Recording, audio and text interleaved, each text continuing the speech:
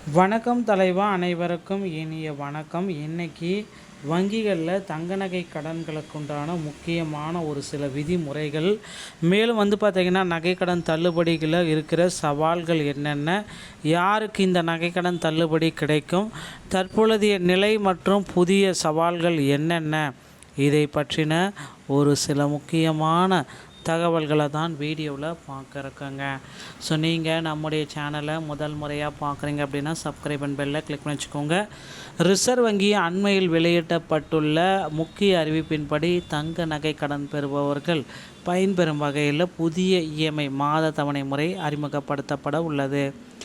மக்கள் தங்கள் தங்க நகைகளை மீட்க முடியாமல் அவை ஏலத்திற்கு செல்வதை தடுக்கவும், கடனை எளிதாக திருப்பி செலுத்தவும் இந்த நடவடிக்கை எடுக்கப்பட்டுள்ளது. இனி வங்கிகள் கடன் வழங்கும் செலுத்தும் முன்பே வாடிக்கையாளர்களின் திருப்பு செலுத்தும் தகுதியை ஆய்வு செய்ய வேண்டும் என அறிவுறுத்தப்பட்டுள்ளது. கடன் தொகையை வட்டியுடன் சேர்த்து சிறிய தவணைகளாக பிரித்து கட்டுவதன் மூலம் பொதுமக்கள் தங்கள் வாழ்வாதார நகைகளை இழக்காமல் பாதுகாத்து கொள்ள முடியும். நகைக்கடன் சந்தையில் ஏற்பட்டுள்ள பெரும் வளர்ச்சியை முறைப்படுத்தவும், நிதி நிறுவனங்களின் வெளிப்படைத்தன்மையை உறுதிப்படுத்தவும் இந்த அதிரடி மாற்றங்கள் கொண்டு வரப்பட்டுள்ளன. இது வங்கிகள் மற்றும் தனியார் நிதி நிறுவனங்களில் நகைக்கடன் வைத்துள்ள கோடிக்கணக்கான மக்களுக்கு ஒரு மகிழ்ச்சியான செய்தியாக இருக்கும் அப்படின்றத எதிர்பார்க்கலாம். தங்கத்தின் மதிப்பு தொடர்ந்து உயர்வு. செப்டம்பர் 30 2025 வரை நகைக்கடன் பெறுவோர் எண்ணிக்கை 51% அதிகரிப்பு. பொருளாதார நெருக்கடியால் மக்கள் அதிக கடன் வாங்கும் சுச்சுவேஷனுக்கு தற்சமயம் தள்ளப்பட்டிருக்கிறார்கள்.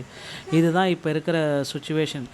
பழைய முறைகள் உள்ள சிக்கல்கள் அப்படின்னு பார்த்தீங்க அப்படின்னா, நகைக்கடன் பெறப்படுகிறது, வட்டி மாதந்தோறும் சேர்ந்து கொண்டே இருக்கும். கடன் முடிவடையும் போது அசல் ப்ளஸ் வட்டி சேர்ந்து மிகப்பெரிய தொகையாக மாறும். மொத்தமாக கடனை கட்ட முடியாமல் போயிடும். இதனால் நகை ஏலத்துக்கு போயிடும். அப்படின்றதுனால இப்போ இது பழைய முறை. இது புதிய முறை பார்த்திங்கன்னா, பொருளாதார சிக்கல்கள், மீட்கப்படாத நகைகள் உடனடியாக ஏலத்திற்கு செல்லும் அபாயம், வங்கிகள் நடைபெறும் வெளிப்படைத்தன்மையற்ற ஏலங்கள். எக்கனாமிக்ஸ் ஆஃப் இந்தியா அமைத்த குற்றச்சாட்டு, வங்கிகள் தங்களுக்குள்ள தெரிந்தவர்களுக்கே நகைகளை பர்சனலாக ஏலமிடும். இதுவே ஆர்பிஐ நடவடிக்கைக்கு முக்கிய காரணம். ஏன் இந்த புதிய சட்டம்? தங்கத்தின் விலை மாற்றம். தங்கத்தின் விலை நாளுக்கு நாள் மாறுது. அதிகப்படியான கடன்கள் தங்கத்தை வச்சு வாங்கிறதுனால பழைய முறையில் பெரிய ஆபத்து. அதை மீட்டமைக்கணும் அப்படின்னா புதிய முறைகளை கொண்டு வரோம் அப்படின்னு சொல்கிறாங்க. வாடிக்கையாளர்கள் கடனை மீட்க முடியவில்லை, வங்கிகள் நிதி நிறுவனங்கள் ஏலம் விடுகின்றன. வெளிப்படையின்றி நடக்கும், தங்களுக்கு தெரிந்தவர்களே இந்த ஏலத்தை எடுத்துக்கிறாங்க அப்படின்னு சொல்லியிருக்காங்க. கடனை திருப்பி செலுத்தும் திறன், இது தாங்க இப்போ ரொம்ப ரொம்ப முக்கியம். கடனை திருப்பி செலுத்தும் திறன் உங்கள்கிட்ட இருக்கா இல்லையா? ஆர்பிஐ பார்த்திங்கன்னா இதை ரெடி பண்ணுறாங்க.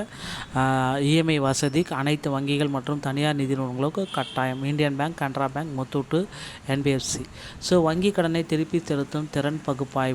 இனி தங்கத்தின் மதிப்பை மட்டுமே வைத்து கடன் தரக்கூடாது. பர்சனல் லோன், வாடிக்கையாளர்களின் வருமானம் மற்றும் திருப்பி செலுத்தும் திறன், இது எல்லாமே அவங்க செக் பண்ணணும் அப்படின்னு சொல்கிறாங்க. நகை கடனுக்கு இனி இஎம்ஐ வசதி அப்படின்றதையும் குறிப்பிட்டு சொல்லிட்டாங்க. மந்த்லி இன்ஸ்டால்மெண்ட் இஎம்ஐ வசதி, ஆண்டின் இறுதியில் வட்டி மசூலும் சேர்ந்து ஒரு பெரிய தொகையாக கட்டும் பழக்கத்தை விடை பெறுகிறோம் அப்படின்னு சொல்கிறாங்க. மாதம் அசல் மற்றும் வட்டியை சேர்த்து சிறு தொகையாக செலுத்தும் ஈக்விட்டி மந்த்லி இன்ஸ்டால்மெண்ட் என்ற முறையை நடைமுறைப்படுத்துவது. கடன் பெறும் பொழுதே 3 மாதங்கள், 6 மாதங்கள், 1 வருடத்தில் செலுத்துகிறேன் என மொத்த காலக்கெடுவை வாடிக்கையாளர் தேர்வு செய்யலாம். மொத்தமாக பணம் கட்ட வேண்டிய சுமை இனி கிடையாது. இஎம்ஐ மூலமாக கட்டிக்கலாம் அப்படின்றத குறிப்பிட்டு சொல்கிறாங்க.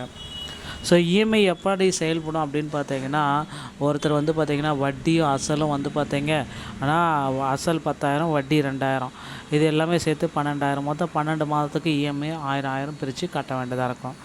பழைய முறை மற்றும் புதிய முறையில் இருக்கிற வித்தியாசங்கள். கடன் வழங்கும் அடிப்படை தங்கத்தின் மதிப்பு. புதிய முறையில் திருப்பி செலுத்தும் மதிப்பு.